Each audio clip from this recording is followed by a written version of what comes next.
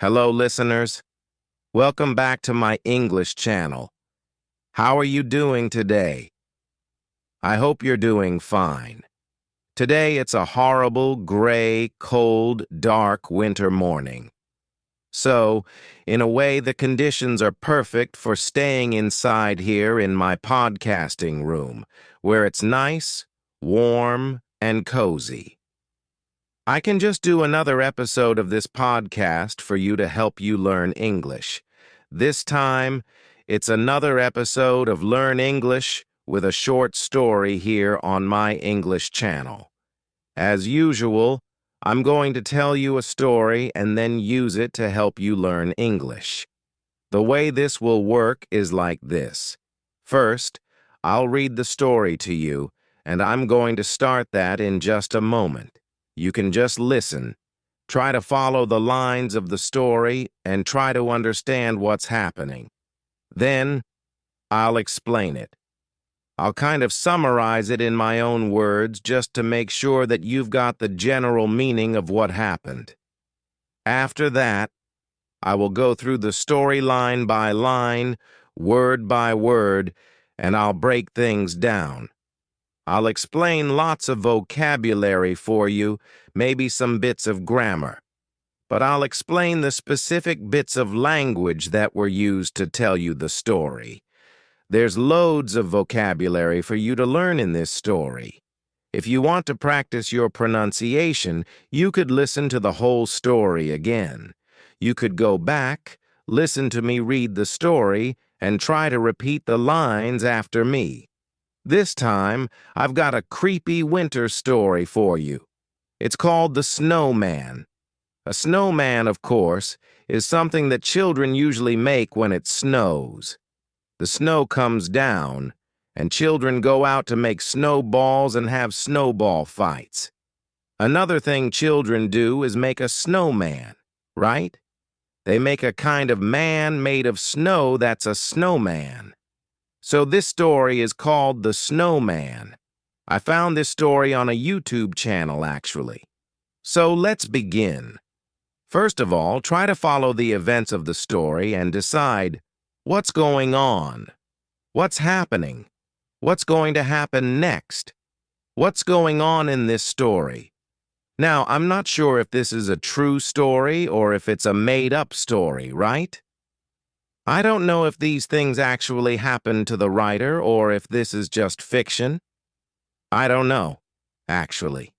I think it could be true, but I don't know for sure. Also, I don't think this is a supernatural story.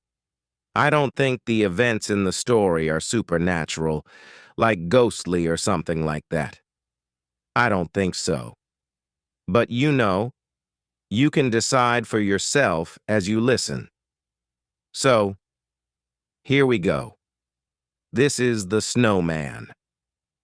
Let's get started. Just as I expected, there was no trace of anyone. Although it was hard to be sure, considering how poor the visibility was due to the weather, I chose to knock the snowman down, just for good measure. It was already beginning to feel like some kind of bad omen. Maybe I was overreacting. Maybe it was just some kids fooling around. But at least I wouldn't have to think about it anymore. Or so I thought. The following night, things got even worse. I woke up again, but this time I knew for sure it wasn't from a dream. It was a loud thud, like the sound of something hitting the window. I glanced through the window and was shocked to see the same snowman, identical to the day before. I remember turning in quite late that night, and there was no sign of a snowman when I turned out the lights. So, I was pretty sure it wasn't a kid's prank. I mean, who would let their kids out this late to build a snowman? And what was that noise on the window? The last thing I wanted to do was go outside in the blistering cold.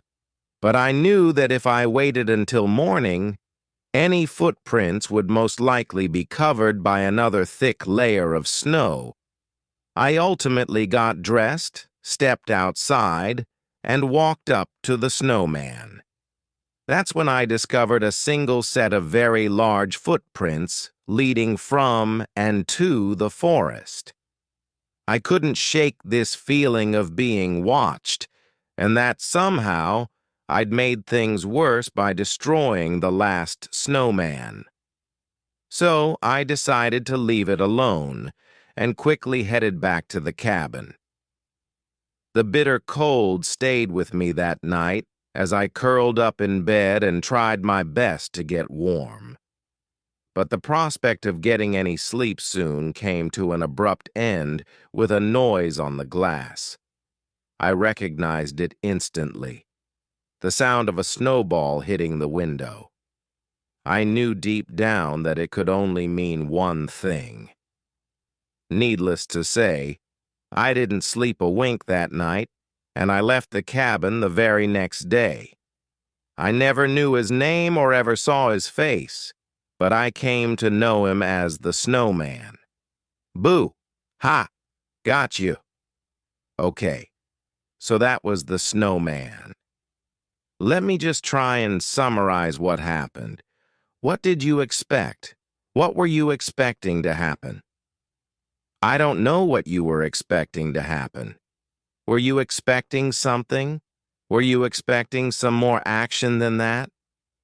It's more a kind of creepy story that describes a sort of atmosphere. You can see why I think it could be true, but I'm not sure. You can decide for yourself. Also, as I said before, I don't think it's a supernatural story. But I'm not sure. I actually read that story to my daughter. She's nearly 7. I mean, it's a slightly scary story, but she's okay. She enjoys creepy stories like that, and there wasn't anything really violent in it or anything. Her first reaction was that the snowman itself was alive, and the snowman kept coming to stand outside the cabin, and that it was the snowman who was throwing snowballs at the guy's window at night. I don't think that's what's going on, but it's possible, I suppose. I mean, it's some sort of haunted snowman or something. I don't know. I think probably instead someone is building this snowman, and that's the disturbing thing. Who is doing this? And where are they? Who are they? And what's going on? So, basically, just to summarize the story, did you get these details? Did you understand the main details of the story? The narrator, the person who tells the story, is a struggling writer. A writer who's probably finding it difficult to do their writing. Maybe he's got writer's block. Writer's block is a condition, a sort of thing that affects writers where they just can't come up with ideas. They sit in front of the computer, ready to write more stuff, and just ideas don't come. Writer's block means they sit there staring at a blank screen with no ideas coming. They can't write. It must be very difficult to write novels, to write stories, to write things. You need a lot of inspiration and motivation and stuff, and sometimes those ideas and things just don't come. When you're in that state, it's called writer's block. So maybe the guy's got writer's block, and he decides that he has to try and find a way of clearing his head. He goes to stay at a remote ski resort in the mountains. He chooses to stay in a cabin, which is on the far side of a valley, where there are no other cabins right out on the edge of the resort with no other people around. It's totally isolated, so he can just enjoy being cut off from the rest of the world, get out of the city, and focus on his writing. He is hoping that this will be a way to fix his writer's block. So out he goes, and he spends a couple of weeks there at Christmas time, which sounds like quite a lonely thing to do. He doesn't spend time with his family. No, instead, he's on his own in this cabin in a remote part of the forest where I expect it snows every night because it's a ski resort. The first week is okay, but by the second week, things start to go a bit strange. One night, he wakes up in the middle of the night. He's not quite sure why. For some reason, he feels drawn to the window. He has a look out of the window, and there, in the distance, he can see a snowman, which is a little bit strange. It makes him realize that he's not alone in the forest, that there are other people not far away because there's a snowman that's been built. Okay, a bit weird. Something was strange about it. Something felt a bit off. The main thing was that he realized he wasn't alone.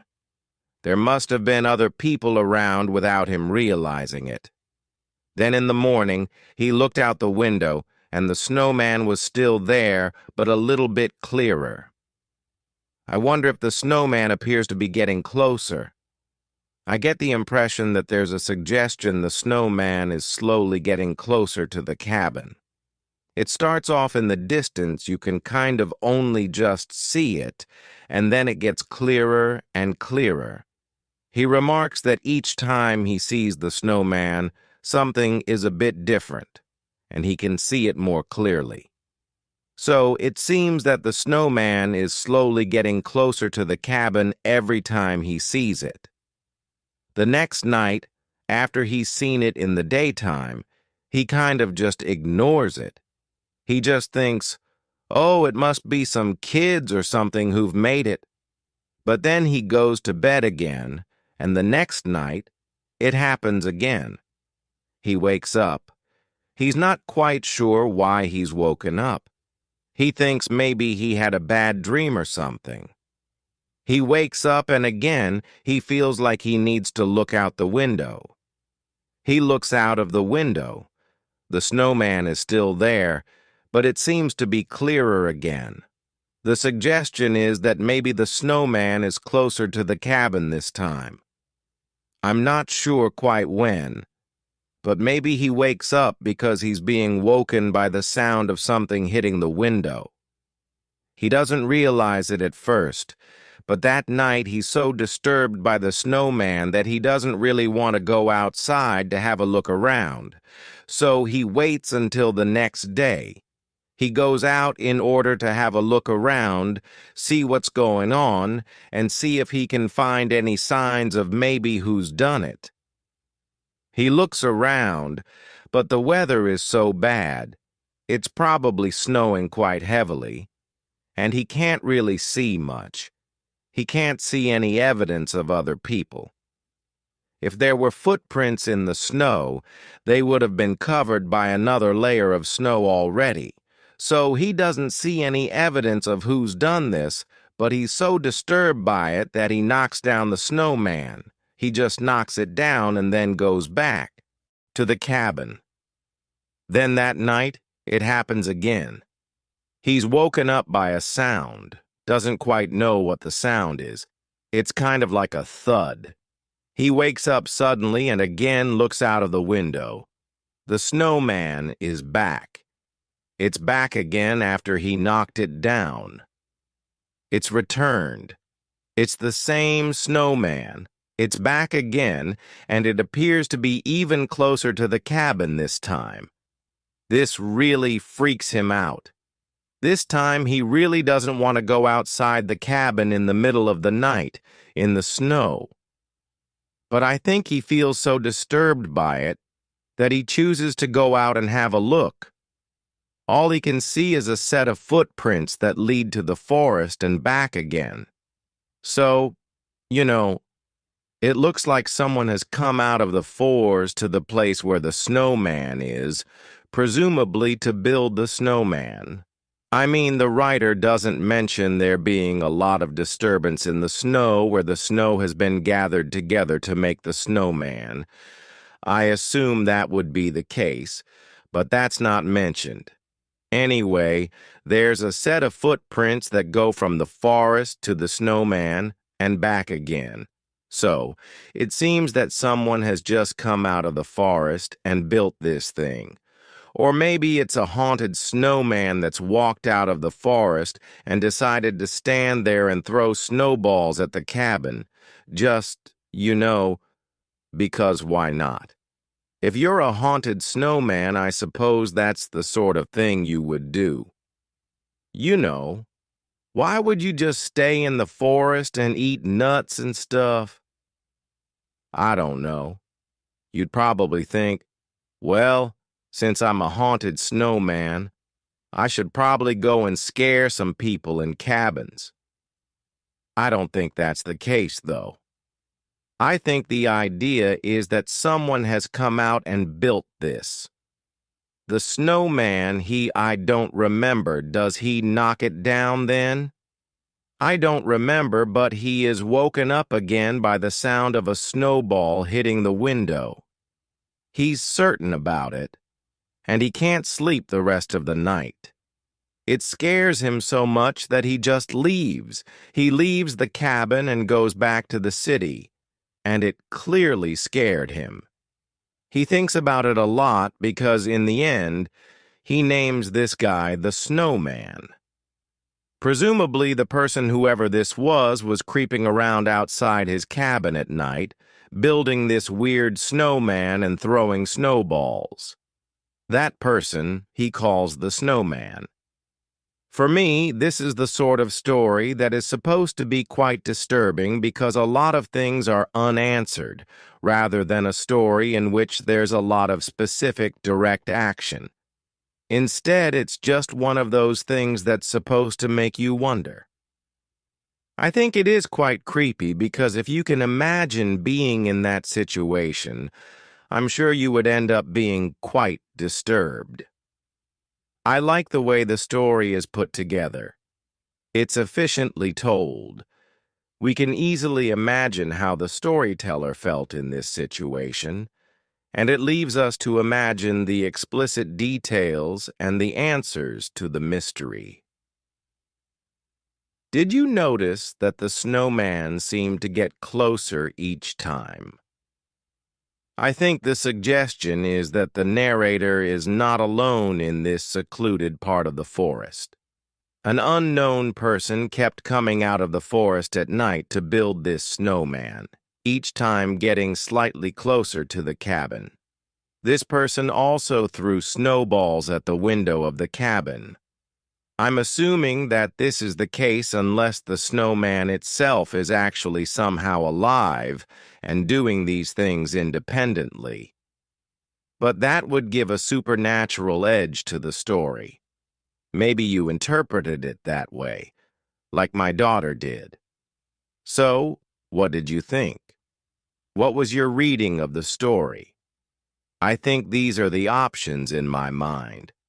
Option 1 is that there was a human person outside the cabin, building the snowman each time and throwing snowballs at the window, or the snowman was actually alive and walked out of the forest in order to stand and stare at the cabin and occasionally throw snowballs at the window. Now, assuming that this has been done by a person during the night, who is this person and why are they doing it? I think there are a few possibilities here too. Maybe it's just a prank. A prank is like a trick done as a joke, sort of like a practical joke that people play on other people. So maybe this is just a prank, a kind of trick or joke. But it's not really very funny. It's more frightening, really. Or is it some kind of threat? Maybe it's a form of intimidation, a form of mental manipulation, kind of confusion. Maybe this person is making the writer feel scared for some reason. They're playing some sort of cruel game to manipulate him, maybe to harm him, rob him, or make him feel unwelcome for some reason. Maybe this person outside the cabin is somehow dangerous. What do you think? Anyway, let's go through the story line by line now, and I'll teach you some vocabulary, looking at specific meanings, useful phrases, and how you can use them to describe other things as well. Okay, so let's do that. The Snowman Vocab Review.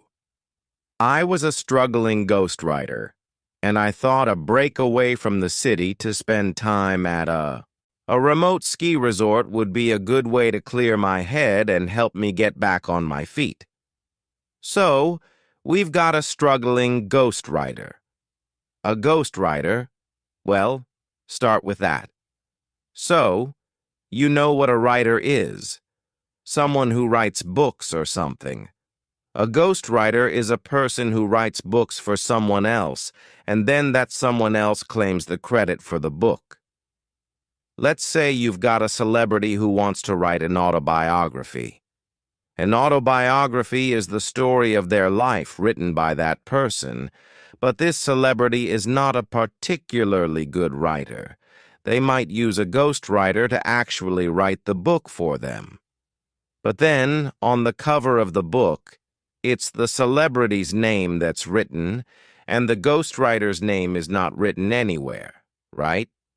So, a ghostwriter is someone who anonymously writes for someone else. And there are a lot of people who use ghostwriters. It's actually surprising the number of famous writers who use ghostwriters. Like someone like Dan Brown, who wrote the Da Vinci Code. Apparently, he used a lot of ghostwriters in the writing of that book. He didn't do it all on his own. He got some other people to do it. And apparently, plenty of other famous writers of novels use ghostwriters to do the actual writing. It might be a collaboration. It might be that the person whose name is on the book gives the ideas, the basic framework, the plot line, details of the characters. They just give those details to the ghostwriter, and the ghostwriter does the actual practical work of writing out the text. So ghostwriters are very commonly used by someone who writes things for someone else, but their name isn't credited. Yeah, so a struggling ghostwriter. Struggling means that they were finding it hard. They were having difficulty writing. As I said, maybe they had writer's block. I thought a breakaway from the city to spend time at a remote ski resort would be a good way to clear my head. A remote ski resort. So, remote means far away from other things, right? Just far away from the city, far away from other people. That's remote, okay? A remote ski resort would be a good way to clear my head. So sometimes if you're struggling, if you can't think of ideas, you can't focus, you can't concentrate, it's because there's too much stuff going on in your head. Maybe you're distracted by all the things around you. If you're in a busy city, there's noise, there's distractions. So, you need to clear your head. We clear our heads in various ways. One of the most common ways is to get away from it all, to go out into the countryside, to get away from everyone, to get away from everything. It could be a good way to clear your head, right? To get rid of all those distractions, all that mental noise. So, go to a remote ski resort to clear his head and help me get back on my feet. To get back on your feet. This is quite a nice idiom. It means if you're struggling and you can't do things as you normally do them, you need to be able to get back on your feet. So, a bit like if you've been ill, I mean, literally if you're sick, you have to stay in bed and you can't do anything because you're lying down. But then you recover, and you're able to get back on your feet, which means that you're able to go out and do things again. That's literally getting back on your feet, but we can use it metaphorically as well to mean getting back to a position where you're able to do things again. For example, if you're struggling with writer's block and you can't work and you're having a really difficult time, you need to maybe go away, clear your head, and get back on your feet. There weren't any other cabins around, so I was guaranteed a few weeks to reflect and enjoy the isolation. So to reflect is something that you do in your mind, right? If you reflect, it means think about things. Think about things more carefully. Think about things several times. Okay? To ponder things, to process things, to think about things. Reflect is something that happens with a mirror. So, if you look in a mirror, your image reflects off the mirror. Also, if you look in the surface of some still water, like a pond, your image is reflected off the surface of the water, right? So if you reflect in your mind, it's kind of like you allow your thoughts to bounce back, and you look and look again or think again about things, right? To reflect and enjoy the isolation. So we had the word remote, a remote cabin. We've also got the word isolation here. Remote is an adjective, remoteness is the noun, isolation is a noun, and isolated is the adjective. So, just the difference between these two things. Remote means far away, remoteness, right?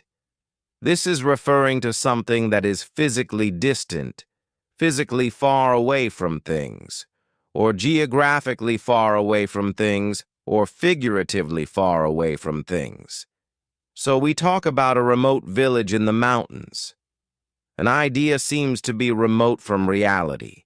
For example, the suggest that this is an alien snowman, or like a haunted snowman, that idea is quite remote from reality. Here's reality, where there are no such things as haunted alien snowmen, as far as I'm aware. And the idea of a haunted snowman is quite far. It's quite remote from reality, right? A remote cabin is one which is far away from civilization. Then an isolated cabin, so isolated just means disconnected or alone, alone and not connected to other things. So they're very similar, but remote refers to physical distance, really, in a literal sense, and sort of distance in a figurative sense. And isolated means not being connected or being alone. So, isolated has that sense of loneliness, or being alone and not being connected to other people separate, apart from others, either intentionally or unintentionally. And so, isolated is often a bit more negative. It's associated with loneliness, whereas remote could be more positive because it sounds quite nice to be in a remote cabin in a remote part of the forest. It could be quite peaceful. Okay, so anyway, I was guaranteed a few weeks to reflect and enjoy the isolation. So, here, the writer is actually going to enjoy being isolated in this case, at least.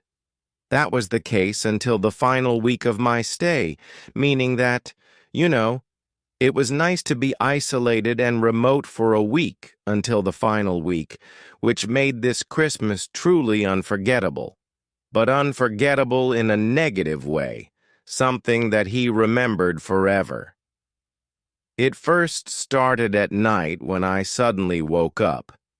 Initially, I didn't know if it was from something I'd heard or from a bad dream.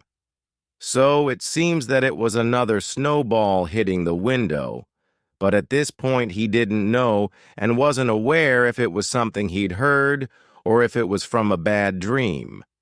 It was probably the sound of a snowball hitting the window, to be fair. Initially just means at first, right? It's just an adverb, another way of saying at first. So you've got Initially or at first, in the beginning is another way of doing it.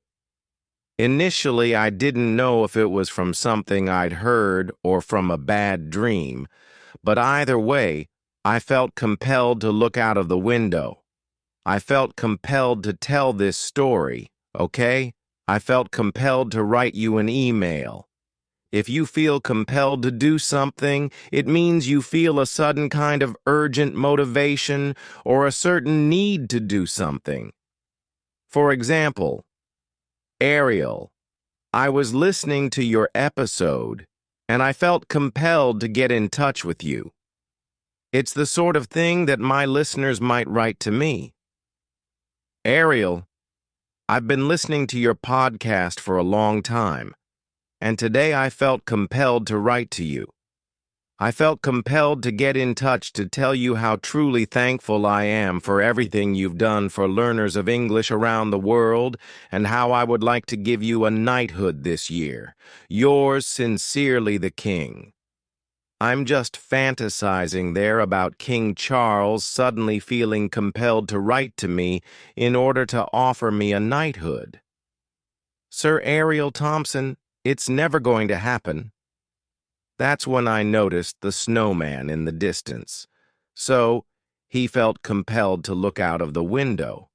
Like, I don't know why, but I really feel like I'd like to look out the window at this moment, which can be a scary thing when you're in a cabin in the middle of the forest at night, and you're kind of not sure if you want to do this, but you feel like you have to do it. And hello, there's a snowman in the distance. I don't remember seeing that before. Funny, that's funny, isn't it? Back when I was a kid, I would have been delighted at the mere sight of a snowman. So, the mere sight of a snowman. Mere here is a bit like using the word just or only. It emphasizes that something is small or unimportant in itself, but it still has a big effect. I would have been delighted at the mere sight of a snowman means I would have been delighted just to see a snowman, like only seeing one would have made me excited, never mind actually going up and playing with it or making it or something. So, just seeing a snowman would have made me delighted, or just the sight of a snowman would have made me delighted. The mere sight of a snowman would have made me delighted, or simply seeing a snowman would have made me delighted. All ways of saying more or less the same thing. The mere smell of baking bread makes me hungry, so just smelling it makes me hungry. Another example. I get nervous at the mere mention of the word observed lesson. So, as an English teacher, I get nervous at the mere mention of the words observed lesson. If someone just says observed lesson, oh God, I start to get nervous because it makes me think of the days when I used to be observed when I was training to be a teacher, and you'd get some sort of examiner or observer, maybe from Cambridge English. They'd come and observe you and watch everything you do and then, judge everything you do as a teacher. So, just the mere mention of the words observed lesson makes me nervous. Another example. I've always been scared of spiders. It's not actually true. I love spiders. Anyway, I've always been scared of spiders. The mere sight of one in the bath would make me run screaming from the building only to return with a flamethrower. So just like, oh God, just only seeing one. It doesn't even have to jump on my face or anything. Just seeing it would make me run. You said, from the building and then come back just to torch the entire building, the entire house. Okay, so I would have been delighted as a kid at the mere sight of a snowman. Just seeing one would have made me delighted. But that sense of childhood nostalgia was soon silenced by the realization that I wasn't alone out there in the woods. So, he kind of had that quick moment of like, oh, a snowman. And he remembered and felt slightly nostalgic about his childhood. When you feel nostalgic, it's like when you look back at the past and you feel that nice warm feeling. That's nostalgia. Oh yeah, I remember when I was a kid. Yeah, I used to get really excited if I saw a snowman. But this sense of nostalgia was soon silenced. So it was stopped by the realization, ding, oh, hello. When he realized that he wasn't alone out there in the woods, he opened the window or opened the curtains or whatever, had a look out and thought, oh, a snowman, huh? Oh, so I suppose I'm not alone out here in the woods then. There must be other people around or someone. Okay. The cabin where I was staying was the only one on this side of the valley, so it seemed like a long way to walk just to build a snowman. The cabin where I was staying was the only one on this side of the valley. This side of the valley. Now you know what a valley is, right? You've got two mountains. Between the mountains, you've got a valley, and probably at the bottom of the valley, there's a river or something. So this is the valley. It's the space between two mountains, or a part of where the land goes down. Maybe to a river or a road at the bottom. The cabin where I was staying was the only one on this side of the valley. So valleys have sides, right? You've got this side and that side of the valley. Mountains also have sides. The sides of mountains are usually the broader, lower parts of the mountains. Mountains also have faces as well, and these are the upper parts of the mountain, the steep upper parts that you might climb with ropes and stuff to reach the summit of the mountain. Bit of mountain vocab for you there. The summit or peak of the mountain, that's the top that you try to get to if you're a mountain climber. Then you've got the mountain faces. These are probably very steep parts that you need special equipment to climb up, and then you've got the sides of the mountain, which are the larger, lower areas, and then the valley as well, the two sides of a valley. Yeah, okay.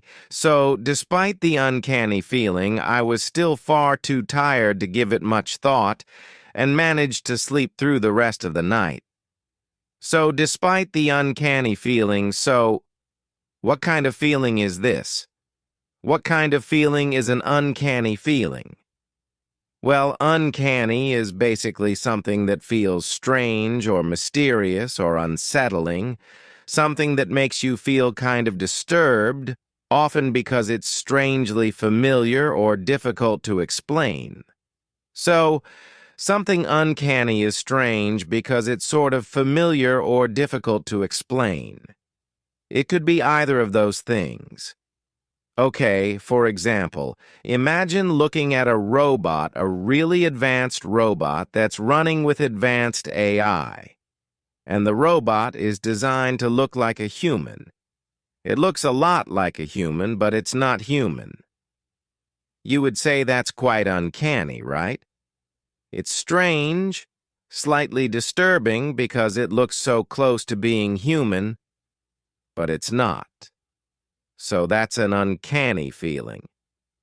You could say the robot's uncanny resemblance to a human made everyone uncomfortable, which is kind of the disturbing thing about these advanced robots. There's something strangely familiar about them, even those ones that walk on four legs, you know? The ones that walk on four legs and open doors and climb over piles of rocks and fire machine guns and stuff. You know those ones? There's something uncanny about the legs. The way the legs move. They look a bit like animal legs or human legs sometimes, but it's a robot. It's a bit disturbing. They have an uncanny resemblance to animals sometimes. Another example. The magician's trick, a trick by a magician. The magician's trick was so uncanny, no one could figure out how it was done. So just strange because it was difficult to explain. So in this case, in the story, it's a strange feeling because it's hard to explain the presence of the snowman. Something just feels a little bit off about it. Something's not quite right here. So, despite the uncanny feeling, I was still far too tired to give it much thought, and managed to sleep through the rest of the night. To give it much thought is interesting because, of course, we say to think about something, as you know, but also, you can give something thought. I was too tired to give it much thought means I didn't want to think about it much.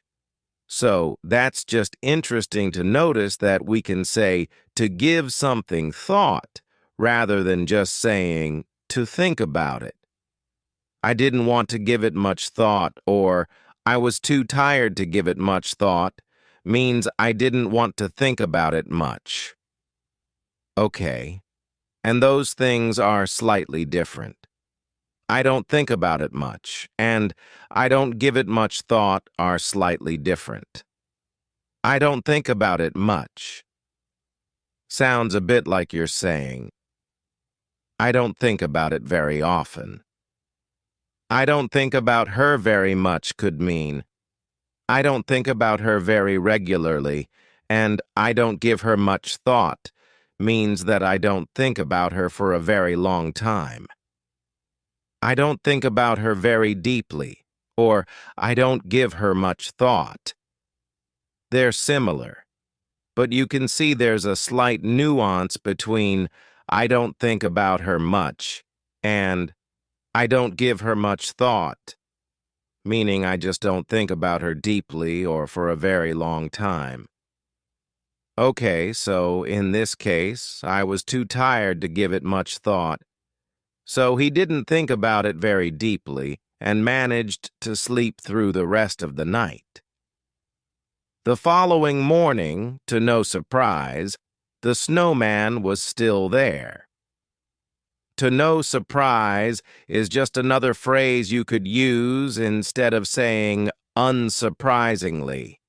You could say, unsurprisingly, the snowman was still there, or it's the middle of winter, so unsurprisingly, it's cold and dark. The following morning, to no surprise, the snowman was still there. You could finish that sentence. Unsurprisingly, it was quite long, or unsurprisingly, it was absolutely brilliant, a work of genius. Next, I couldn't quite put my finger on it right then, but I got this strange notion that something was different about it. I couldn't put my finger on it means to define, identify, recognize, or explain something. I just couldn't quite put my finger on it means I couldn't really explain it. I couldn't define it. I couldn't identify or explain exactly what it was, in this case, the feeling I was having. So you know that something is strange or wrong, but you just can't quite explain it. You can't quite put your finger on it. Another example. There was a strange atmosphere in the room. It was like something was not quite right, but I just couldn't put my finger on it. Another example. His face seemed strangely familiar, like I'd seen him before, but I just couldn't put my finger on it. No matter how hard I tried, I just couldn't put my finger on it. And then he shouted, "Stop poking me in the face with your finger." Oh, sorry, I met a man, and his face seemed very familiar, but I just couldn't put my finger on it no matter how hard I tried. I just couldn't put my finger on it until he shouted at me, "Stop poking me in the face with your finger," you said, much thought and managed to sleep through the rest of the night. To give it much thought.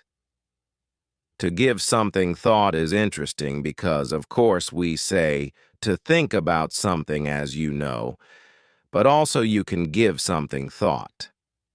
I was too tired to give it much thought, meaning I didn't want to think about it much. I didn't want to give it a lot of thought. So that's just interesting to notice that we can say to give something thought rather than just say to think about it, right? And also to give it much thought. I didn't want to give it much thought means I didn't want to think about it much. Okay, and those things are slightly different. I don't think about it much, and I don't give it much thought. Those things are slightly different. I don't think about it much. Sounds a bit like you're saying, I don't think about it very often. I don't think about her very much could mean I don't think about her very regularly.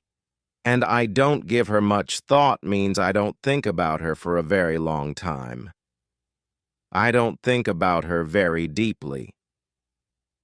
I don't give her much thought, they're similar, but you can see there's a slight nuance there between I don't think about her much, meaning very often, and I don't give her much thought, meaning I just don't think about her deeply or for a very long time.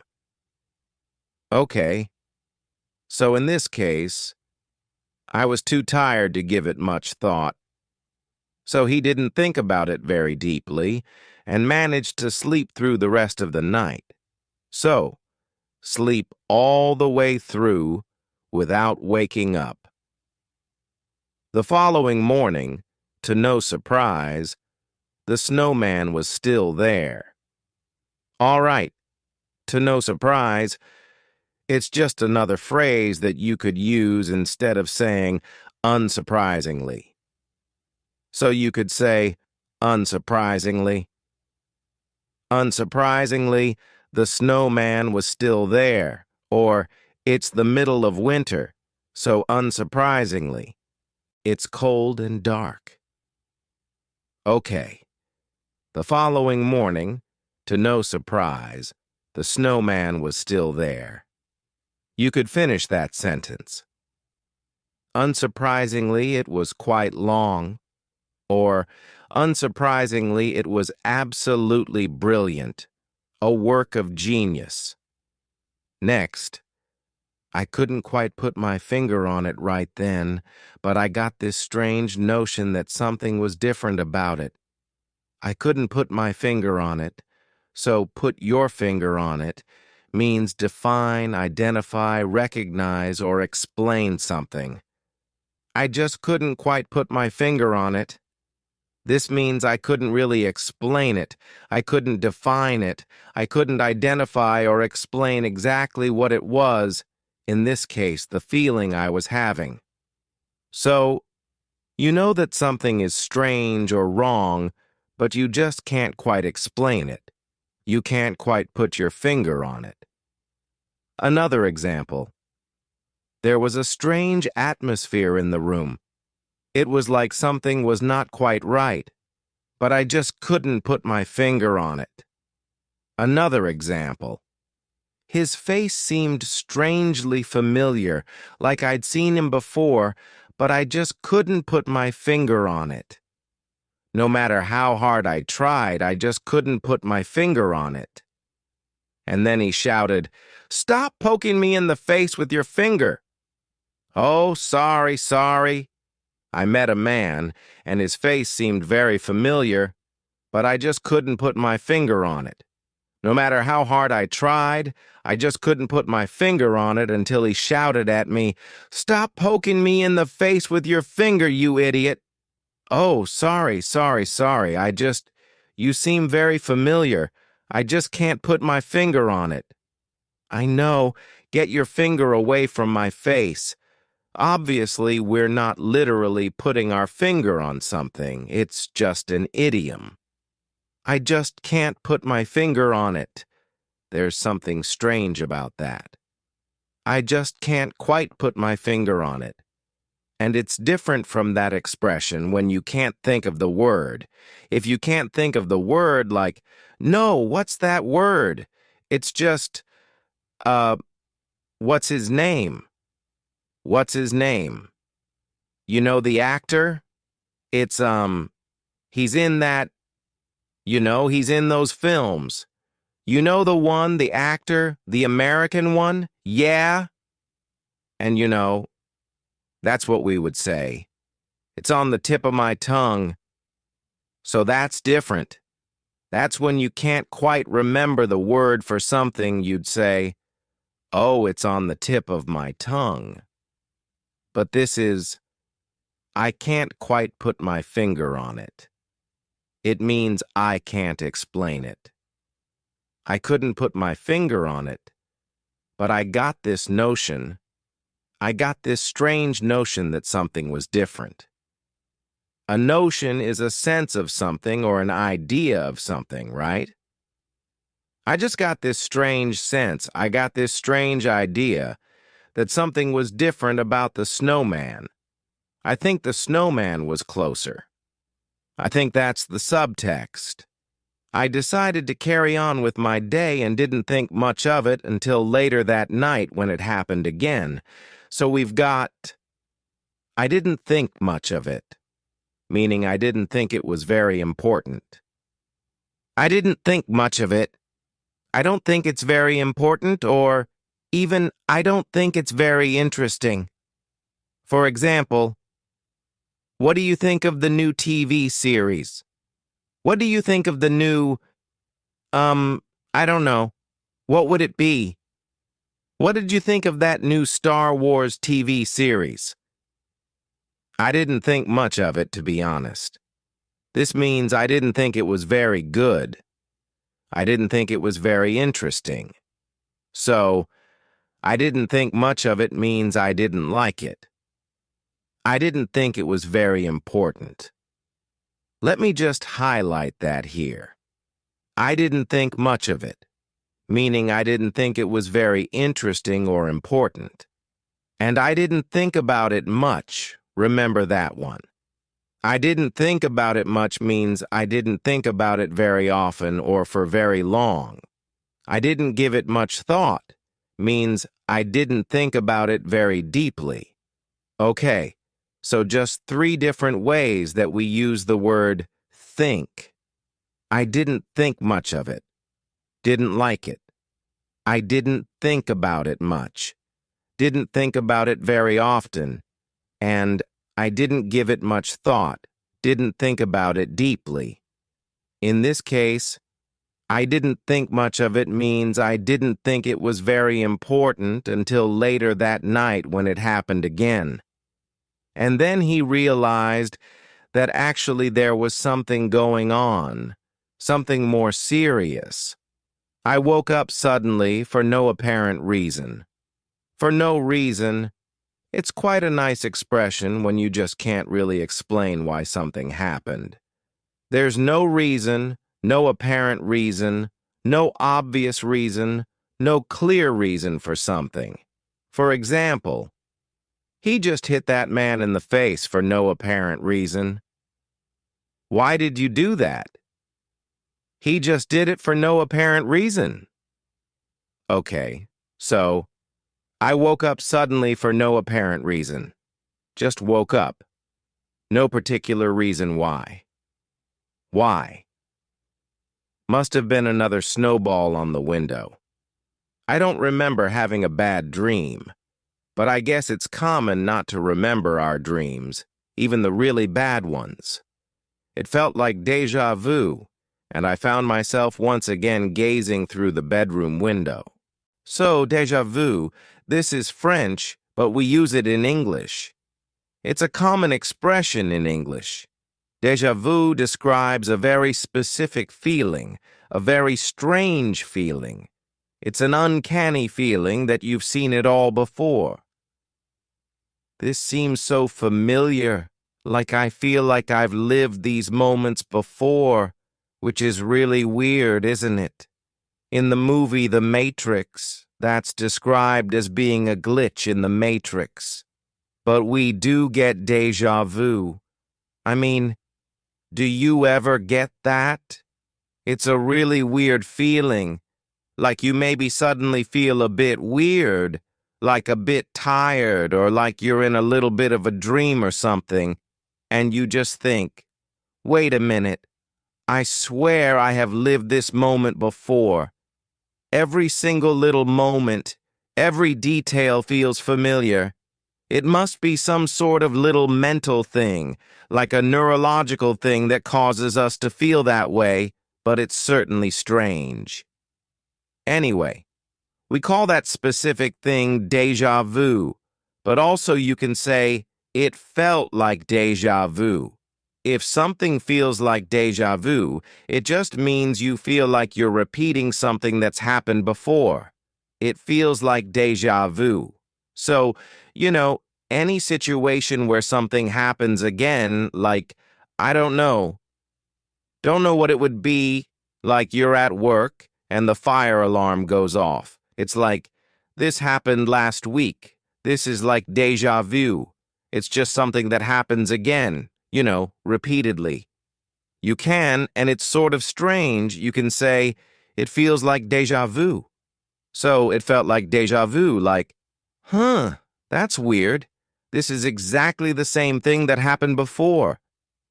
And I found myself once again gazing through the bedroom window. Would build a snowman all the way out here?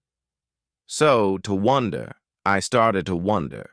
That's wonder with an O, meaning kind of think. Wonder with an O means think, while wonder with an A means walk around.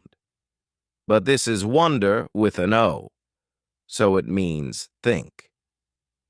I also started to wonder why the snowman was facing towards the cabin. So we do say wonder why. Plus, actually, it's plus the present continuous, isn't it? Plus the continuous form, past continuous. I started to wonder why the snowman was facing towards the cabin. I wondered why she was ignoring me, you know? So, the snowman was facing towards the cabin. Basically means facing in a direction, right? Pointing in that direction. A person can face in a certain direction. Like as a teacher, I might say, could you turn your chairs around so that you can face the whiteboard?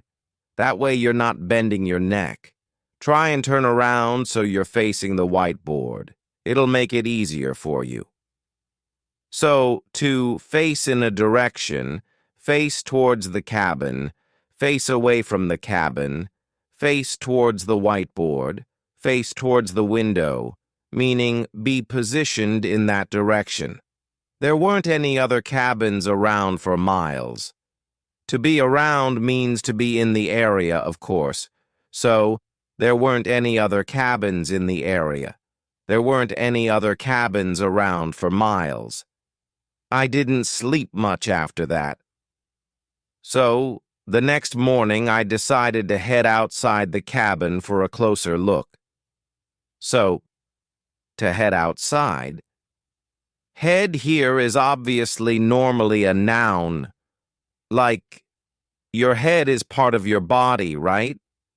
It should be part of your body and should be connected to your body at all times.